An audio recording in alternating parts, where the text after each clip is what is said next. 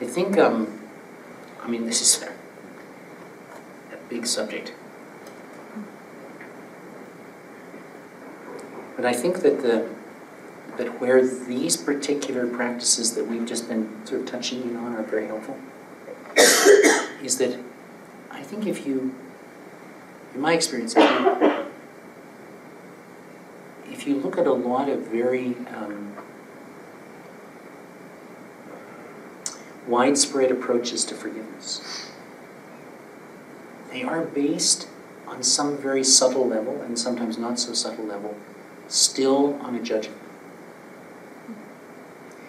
That when someone finally is able to say, I forgive you, it can, sometimes in a very, I mean, genuine but odd way, actually be an effort to reverse the power relationship. So often forgiveness is wielded as a kind of spiritual or emotional weapon. It's not actually the final act of disarmament. And so this practice of being able to see that there's another quality of insight and perception in the mind that is not necessarily tied to the sort of, what you might call the editorial mind, or the mind that produces language and thought and that sort of thing, which is fine. There's nothing wrong with that aspect of mind, but it's by no means the totality of the mind. And the ability to set one's mental chatter aside in order to create space for another person, it seems to me opens the ground for something which actually is deeper than forgiveness. Which is not to say that, I'm not saying there's anything wrong with forgiveness, but it is very interesting if you look at it, for example, in families or in relationships or in the aftermath of war. It may not actually be the cessation of hostilities.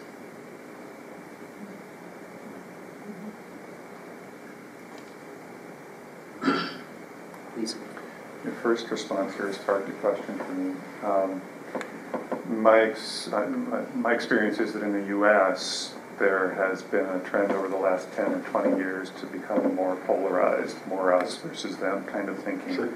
But what I heard you say was that that is something that's not just in the U.S. Did I hear you right?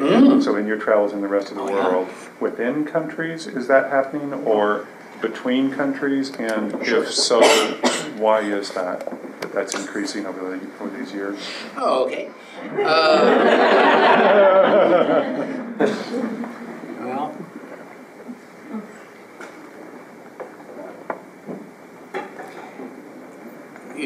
I'm just tempted to answer it sort of in a passing sort of way, but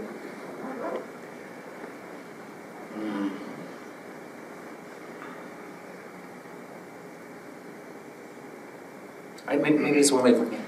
When I mentioned earlier this notion of the dark age being characterized by extreme materialism and extreme aggression.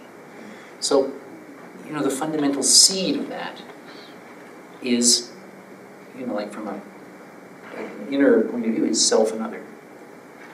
There's me and everybody else. And a huge amount of world culture at the moment is about preserving me at the expense of other. That's what's led to the crisis of climate change.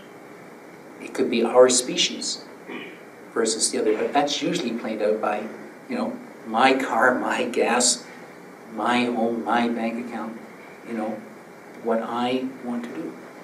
And it's not even something that we could, I think even, of course we can take personal responsibility in this, but it's no help blaming ourselves individually, because we are being bombarded with this message morning, noon, and night. We don't live in collective cultures anymore. We live in highly individualistic cultures. It's not just a political question, but it's just helpful to remember that as we see, somebody said to me the other day, it was really interesting, he said, we see the collapse of capitalism. But oddly enough, there are no Marxists left. This might seem like a cheap and weird way of putting it, but it is very interesting that if you confuse, the abusive way in which the notion of economic collectivism was applied, if you can separate out the way in which it was done from the idea, well, now you have people saying, well, gosh, every person for themselves, which is the bedrock of so much world culture now, clearly does not work. So where are the experts who've been thinking about how we are going to work together? There are not many of us around, frankly. A lot of us are in virgin territory. Well, if the prevailing economic system doesn't work, what are we going to do? And then everybody turns to the people who've run us into the ground for the solution. I mean, I think everybody can see that it's weird. Okay. So it's really important. And I'll just give one other example of this, at least from my point of view. I spent a lot of time shuttling between North America and Europe.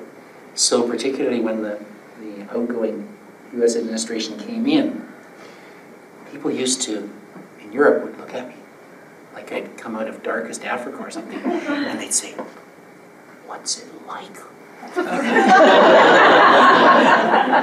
It's true. I mean, this really might seem offensive to you or whatever, but and they say, you go to the like I have a rash, you go to the United States a lot, don't you? What's it like over there? First of all, which tells you how mad things are, right? Like forgetting that there's 500 million people, and the country is politically divided and so on and so forth, right? So I would take the opportunity and I would say something which I found funny and they found irritating. I'd say to them, well, let's look at it this way. I said, do you, and of course I had to sort of talk about the outgoing president. So I would say, so let me ask you a couple of questions about President Bush. And people who know me will get really irritated instantly because they go, oh God, he's going to get cheeky. But anyway, I'd say, oh, let me ask you a question. I'd say, do you think that George has watched a lot of television? Say, oh, Richard, of course he has. What do I mean? From the time he was a kid? Yes, okay. Do you think he still watches television? We all know he still watches. Okay, well, just checking. And do you think that in the basement of the White House, there's a large movie screen where they can all gather and watch movies? Everybody knows that. No, I'm just saying. So you agree with me that he's watched a lot of TV and movies? Yes. Right, so now here's my question for you. In the hundreds and thousands of hours that George has watched heroes on TV and in movies, how many times do you think he has seen a hero in a life-threatening situation who has not resorted to violence? Then they would get so depressed because then it comes to this point of forgiveness. It's not about one human being. It's about the fact that we have a global culture which has converted violence into entertainment, and where it is taken as a sign of strength to abandon our common humanity and inflict the maximum vengeance and cruelty on others.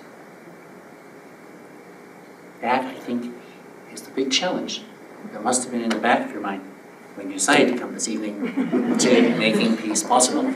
And it's 30 seconds to 9. So I propose to stop there. Thank you all for coming this evening. And those of you who will be here tomorrow, we will have more fun as we work on our peacemaking agenda.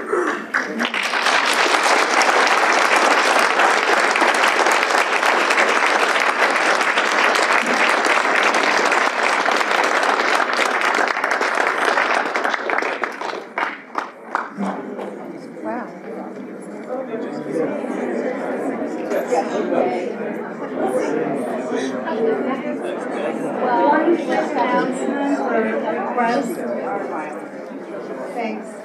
If you're coming tomorrow and you have a cushion set, if you could bring it because we're going to be short. Okay? Thank you. Hey, good to see you. How are you? Good to see you. Good to see you.